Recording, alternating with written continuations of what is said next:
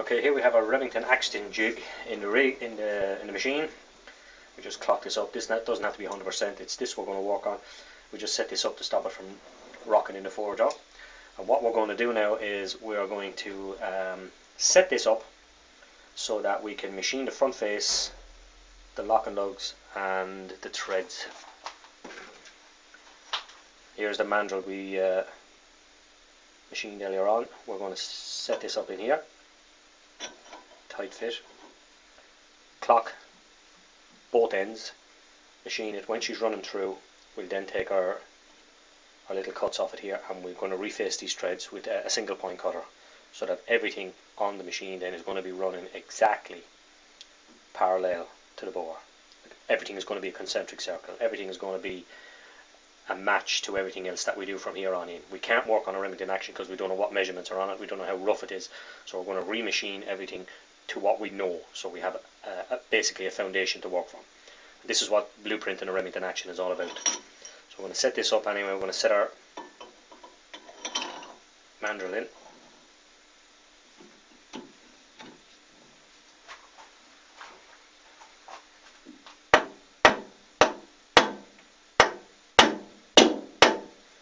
Okay. Now,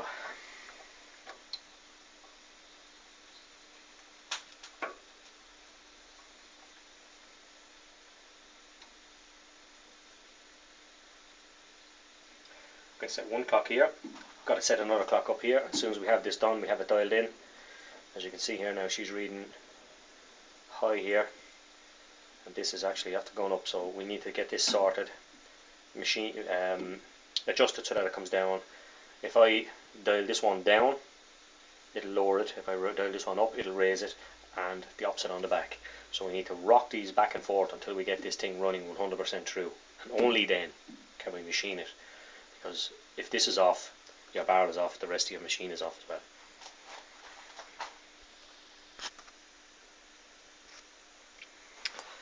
Okay, now we have our mandrel in.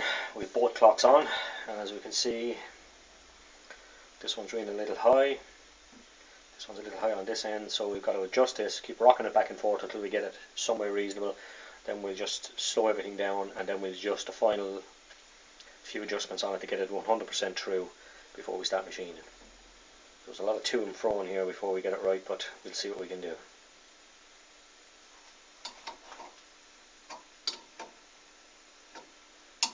The whole secret to a Remington 700 is to get this process right.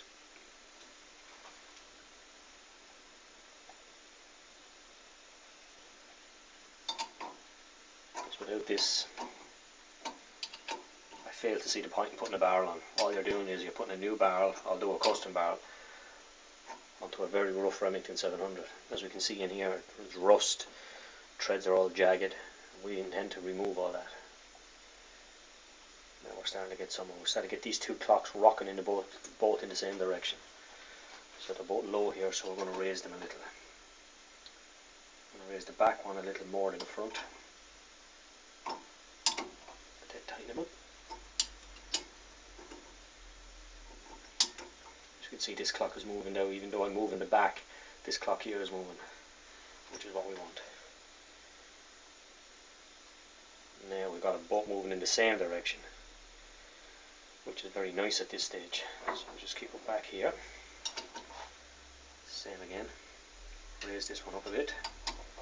This one not so much.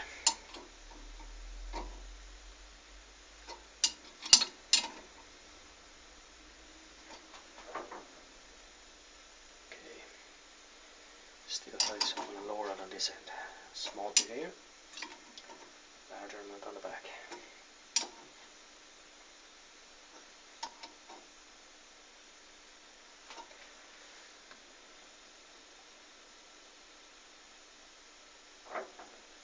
Right low, so that raise both.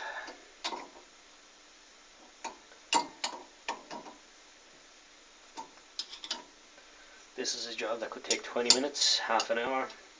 Sometimes I've been at it for 4 hours. It all depends on whether it wants to cooperate or not. And the trick is to keep at it, because if you don't, you're just saying, oh, that's okay, it'll do. Well, it won't do. You've got to have this 100% before you machine.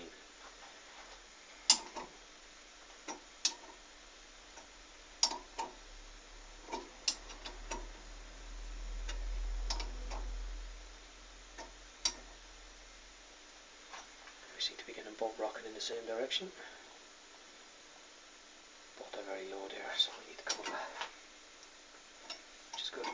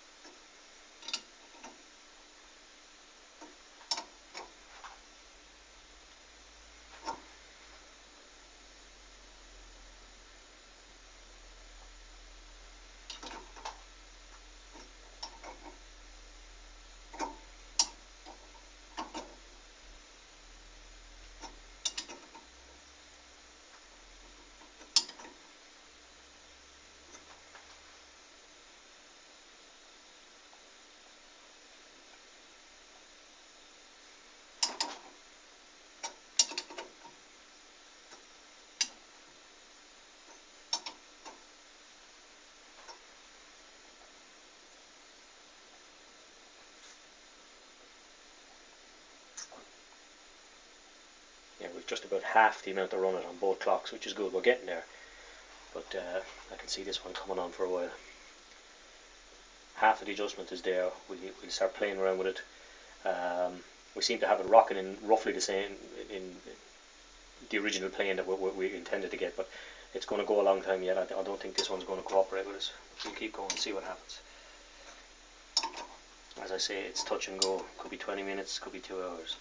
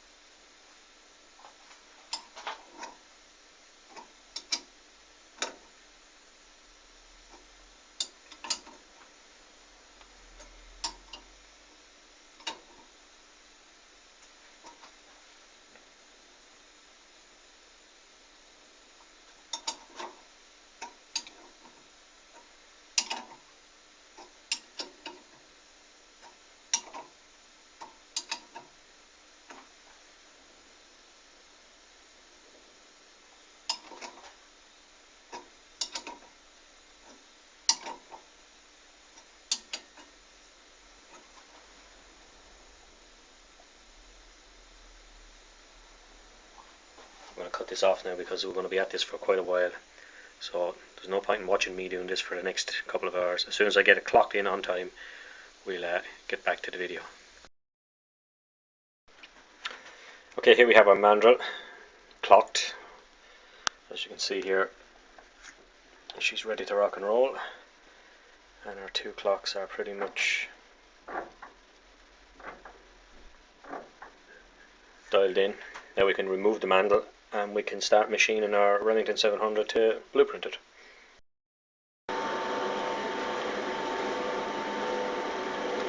Just about to take a pass off this front face here so we can just check and see how much run out we have, see how actually good or bad this action really is. So we're just going to take one little small cut, maybe a tenth of a thou, and see how we go from there.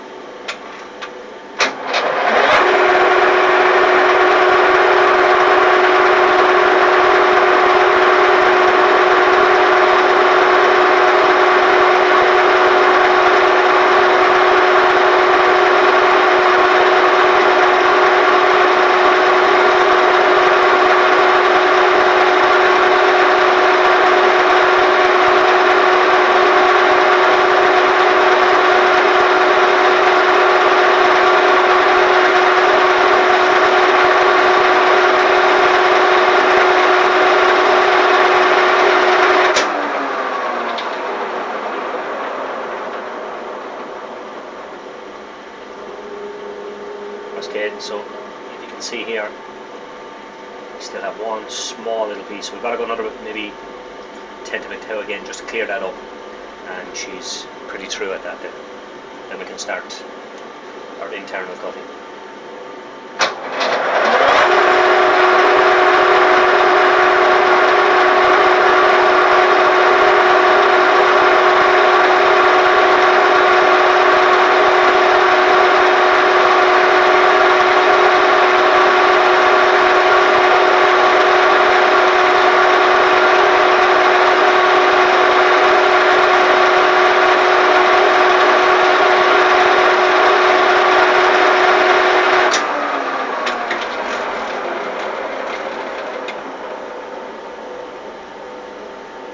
Here we are, nicely cleaned up Remington 700. Now we're going to set up for cut the internal treads, and we'll be using an internal cutter which will actually set it up here, and as she rotates then we'll take one cut off the treads. We're not going to take new treads, we're not going to cut new treads, sorry. All we're going to do is touch off, face them up, and see how much dirt we can get off them, see can we true them up, get them in line with the bore. We're just going to go ahead now and change the tooling, and we'll get back right away. Right, now we've changed the tool, and we've got to get in here now, find our lugs, recut them, and we should be just about finished then.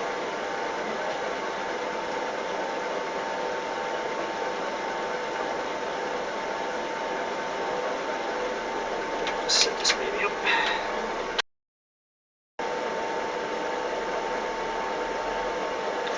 Okay, now we have we've set up a machine. It's 16 treads per inch on a Remington 700 action, and it's a 55-degree tread. So what we're going to do is we have our tailstock set up at 27.5 degrees. That's half of what we do. We cut one side of the tread at a time, so it's basically 90 degrees minus 27.5, 62.5 degrees is what we have set on our machine here, and we're just going to set this in, and we're going to try and find this tread, and when we get it sorted then we're going to back it out, we're going to follow it in, and we're just going to take a light cut off it and keep going. So it's a bit of to and fro until we find it. When we do find it then we can start taking our cuts. So we've got a few minutes to just see where we are with it. So here we go.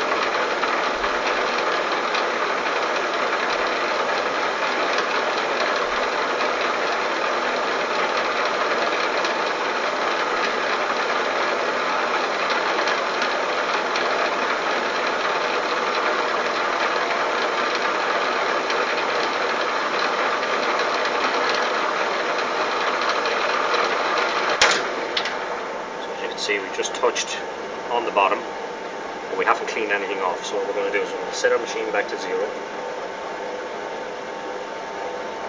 just take another light cut and go again.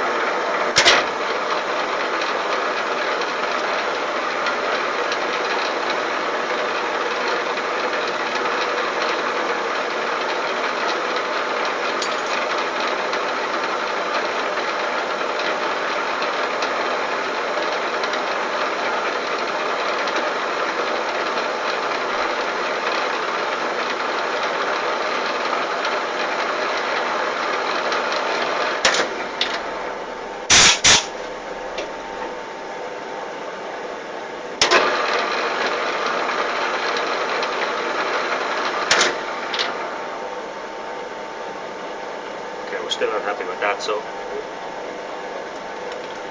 back it in another 2. See what happens.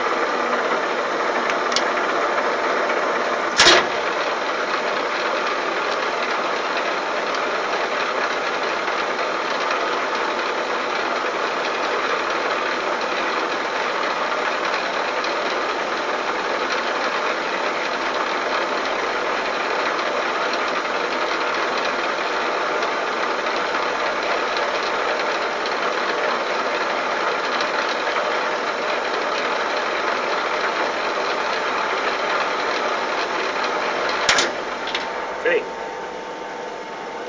see we're getting a nice little cut on it, but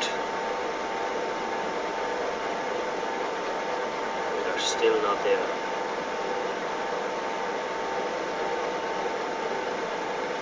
So we'll take it in another 2.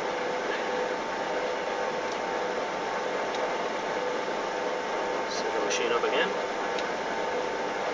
And here we go.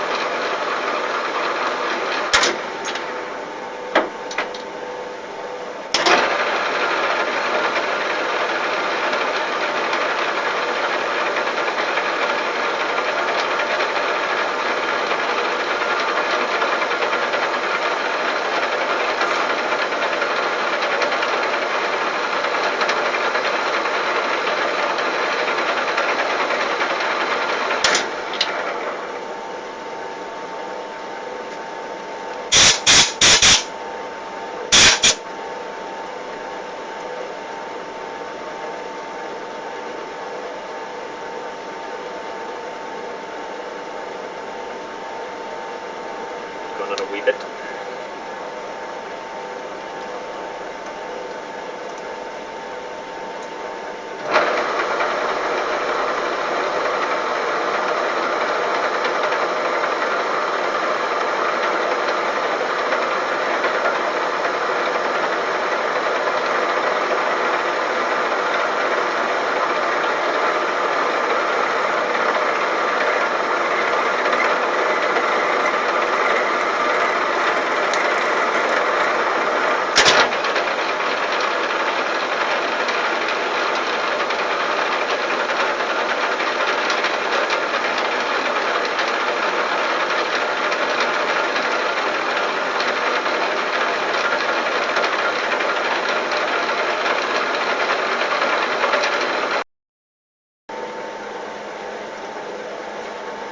Okay, we're just about to set off on these recoil lugs.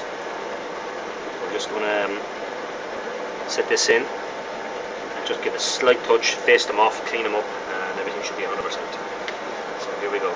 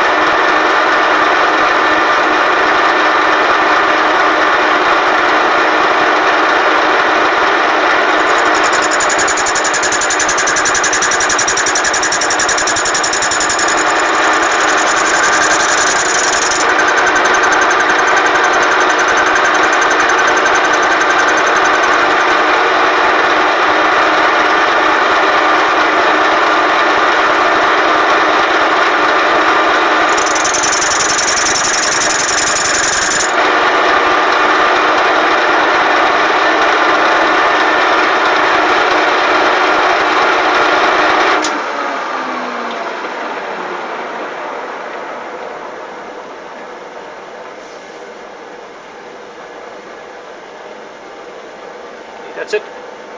Now if we can just show you what we've done here. You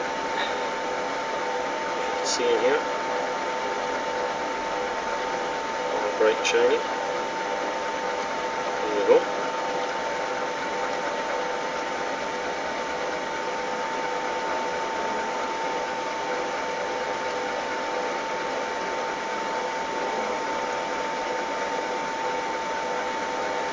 Right,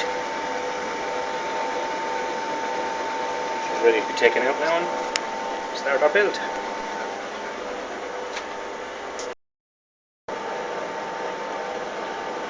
Okay, here we are, and as you can see, maybe you can see, we've recut the treads.